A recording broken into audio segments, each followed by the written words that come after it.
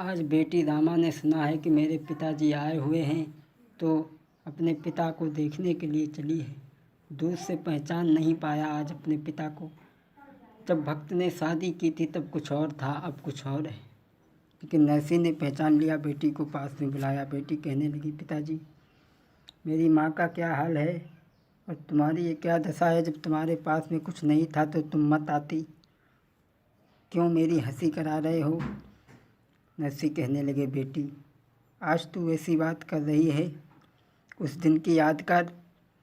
अरे बा दिन की याद करूँ जा दिन हम सेठी हते, तेरी करी सगाई जम धन लाखन को दो लुटाई। अरे किस्मत फूटी दुनिया रूठी, टूटे सभी सहारे, किन से मन की कहें लगती है रूठे बंसी वाले। बोले, बेटी क्या करें। बेटी कहने लगी, पिताजी जब तुम्हारे पास में कुछ नहीं था तो तुम मत आते, क्यों आए। मुझे नहीं मालूम था तुम इतने बड़े नंगा हो चुके हो।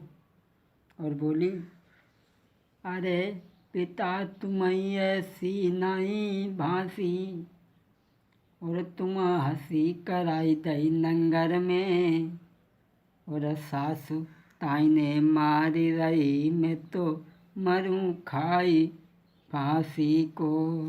बोली, पिताजी मेरी सास ताने मार रही है। इधर बेटी अपने पिता से मिलकर के चली है और यहाँ सास ने देखी, फिर द्वारे पे घेर ली। बोली, मिल आई। अरे बात है कुछ कही आई कि नहीं कही आई। बोली, मैया।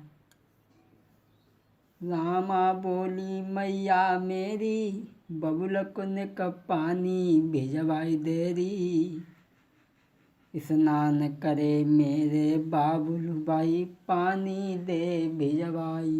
बोली, माँ मेरे पिताजी को पानी भिजवा दो, वो स्नान कर लें। सास तो पहले की भगयानी बैठी रहती। नाइन से बोली, ऐसा कर, इतो गर्म पानी ले जा तो छूते छूत बाकी देह में फफोला पच जाए। अब नाइन पानी गर्म करके लेके चली है और नरसी ने देखो सोचने लगे, अब तो समझने बड़ा सम्मान करती हैं, इज्जत करती हैं। और जो ही नरसी ने पानी में अंगुलियाँ डाली तो नरसी की अंगुलियाँ जल गई। एकदम नरसी कहने लगे, नाई नाई ये क्या लाई है, गर्म पानी। अरे इतना गर्म। नाइन कहने लगी, चिल्लाओ नहीं, इतने बड़े संत हो तो तूने फिर कपड़ा काहे को धो गया, वर्षा करवा लो। भक्तों, औरत की बात बोली से भी ज़्यादा लगती है। भक्त ने वो कहने लगी है, अरे जल तप करके बरसाइले, अरे जल तप करके बरसाइले, बामे ठंडो करके हनाइले। अरे सुनी जब भक्त ने बानी, और उतना सोच बड़ो ये भारी। बोली, तुम इतने बड़े संत हो तो कपड़ा काय को देंगे फिर तो। हाँ, पानी बरसा लो, ठंडो करके हटा लो। औरत की बात गोली से भी ज़्यादा तेज लगती है। भक्त ने भगवान का तुरंत ध्यान किया। और ऐसा ही नहीं, अरे घना घोर घटा गहरानी, और बरसन लागो पानी। अरे घना घोर घटा गहरानी, और बरसन लागो पानी। अरे बरसों में हक रुकी गई मोरी, बरसों में हक रुकी गई मोरी, रामा की नंद की डूबी गई छोरी। अरे ओ सामरिया तेरी लीला बहुत है जग में न्यारी। इतनी घनघोर वर्षा हुई कि रामा की नंद की छोरी आंगन में खेल रही थी तो पानी में बही चली गई। और नाइन को भगाने जाने कैसे घर मिलो तो सभी लोग सिरसा करके समझ गए हैं कि वाकई में नरसी भक्त है, तो सभी ने आकर के क्षमा मांगी है। और इधर भगवान ने सोचा है कि अब भात का समय हो गया है। कुबेर से कहा, चलो। रुक्मिणी कहने लगी, महाराज मैं भी चलूँगी। बोले, आप क्या करेंगी चल करके। बोले, आप पुरुषों को भात पहनाएंगे, मैं स्त्रियों को भात पहनाऊँगी। बोले ठीक है तो चलो। भगवान आए हैं शिवसागर में, गलियों में घुसे हैं तो लोग पूछने लगे भैया तुम कौन हो? बोले हम नरसी सेठ के मुनीम हैं। नरसी सेठ कहाँ हैं?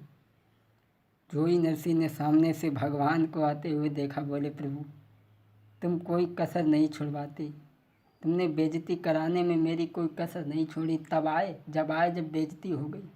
भगवान कहने लगे भक्त नरसी तुम मेरे ऊपर दोषारोपण कर रहे हो। जब जब तुमने पुकारा तब तब मैंने तुम्हारी खबर ली। सुनो, तुम कह रहे हो कि मैं अब आया हूँ, मैं तो तुम्हारी पल पल में खबर लेता रहा। अरे सिरसागढ़ से नाई तेरी चिट्ठिया जब हिलायो, अरे तेरे घर तक नाई को है तब मैंने पहुँचायो। अरे भोजन को तू बथुआ खोटन गओ खेत में, तू है नहीं आई पाओ, तुझसे पहले नाई को मैंने भोजन ददा कराए। तुम दोष लगा रहे हो, जब नाई आया तो मैंने उसे तुम्हारे घर तक पहुंचाया और उसे भोजन भी कराया। अरे अटकी गाड़ी तेरी रेत में तूने मुँह पे ध्यान लगायो, तेरी गाड़ी रेत से मैंने सिरसागढ़ पहुँचाई। अरे तो पर तुम दोष दे तमोई बात न ऐसी भावे। भगवान कहने लगे नरसी तुम मुझे दोष दे रहे हो और मैं तो तुम्हारी पल पल में खबर लेता रहा। नरसी कहने लगे प्रभु माफ़ करें, ऐसा करें आप कुछ आराम कर ले। भगवान कहने लगे भक्त आराम नहीं करेंगे, पहले मनसा सेठ का ऋण चुकाना है हमें। चले ही भगवान नरसी के साथ में लेकर के और नरसी से कहा कि नरसी ऐसा करो, मनसा सेठ ने क्या कर लिखवाया था चिट्ठी खोल लो। अरे पहलो अक्षर नरसी ने जब धर के ददा सुनाओ रे, पहलो अक्षर नरसी ने जब धर के ददा सुनाओ रे।